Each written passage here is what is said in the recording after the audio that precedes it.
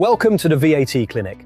Today we're looking at a high-stakes VAT dispute with potentially important implications for retailers, platforms, and other businesses that connect customers with independent service providers. The case is Tapi Carpets Limited versus HMRC. At stake were VAT assessments totaling approximately £13.56 million. Between June 2019 and December 2023, Tapi Carpets offered customers purchasing flooring the option of using its fitting arrangement service for a separate fee. Under the normal arrangement, Tapi introduced a customer to an independent vetted floor fitter. The customer then paid the fitter directly for the installation work. HMRC challenged that model.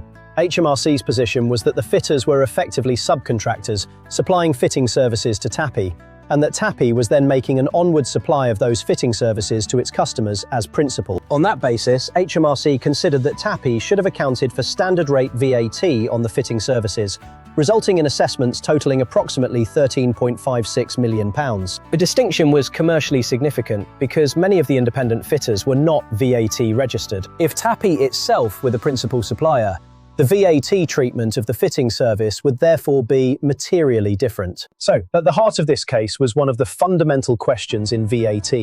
Who supplied what to whom?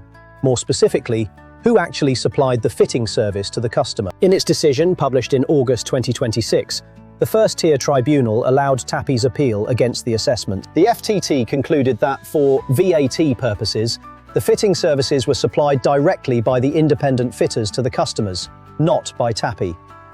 Tapi supplied a separate fitting arrangement service to the customer. The tribunal concluded that Tapi's contractual arrangements were consistent with the economic and commercial reality of the transactions. Several features of the arrangements were important to that analysis. 4 are particularly useful when considering similar business models. First, direct payment and commercial risk. Customers paid the fitters directly for the fitting work. Importantly, the fitters bore the collection risk. If a customer failed to pay the fitting charge, the fitter could not simply look to Tapi for payment.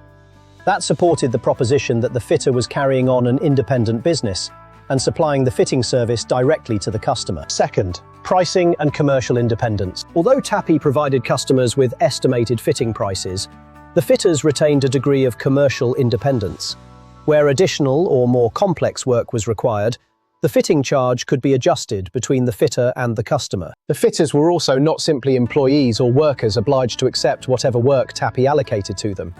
These were important features when considering the commercial reality of the relationship. Third, reputation management does not necessarily mean principal status. HMRC also relied on Tapi's involvement in areas such as quality control, customer complaints, and its fitting guarantee.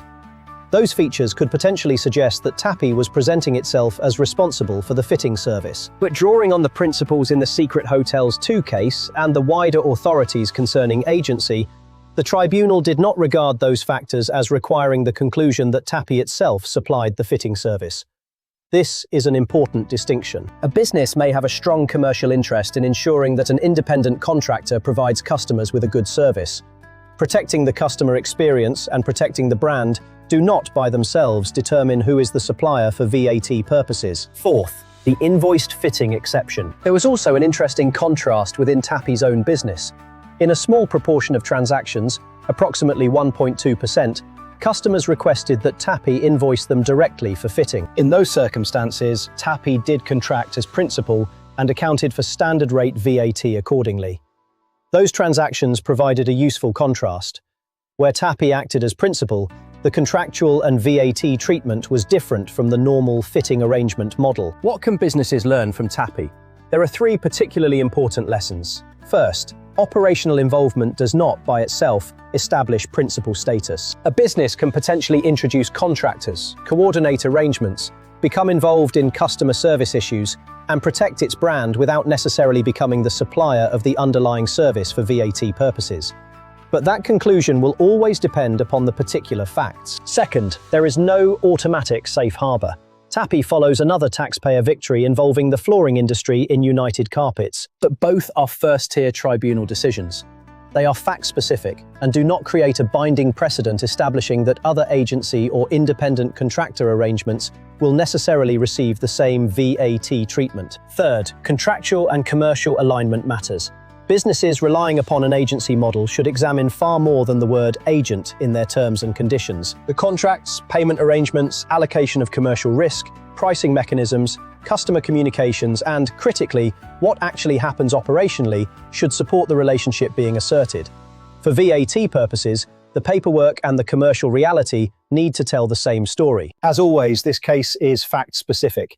It is a first-tier tribunal decision and should not be treated as establishing that any particular agency or independent contractor model will achieve the same VAT treatment. The position may also change if the decision is appealed. Businesses should therefore consider their own contractual arrangements and, critically, how those arrangements operate in practice. If your business operates an agency or independent contractor model, the VAT Clinic can review your contractual arrangements and operational workflows to identify potential VAT risk areas highlighted by cases such as TAPI. If this is of interest to you, please do not hesitate to contact us at the VAT Clinic.